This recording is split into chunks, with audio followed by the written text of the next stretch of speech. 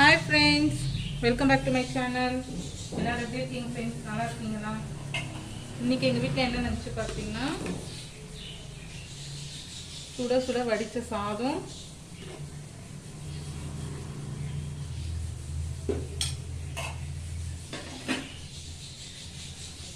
அப்பளம், அவரைக்காய் பொரியல்,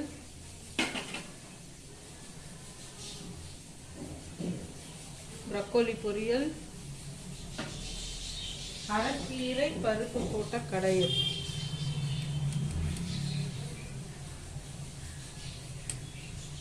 இதுதான் ஃப்ரெண்ட்ஸ் இன்னைக்கு எங்கள் வீட்டுடைய லஞ்சு.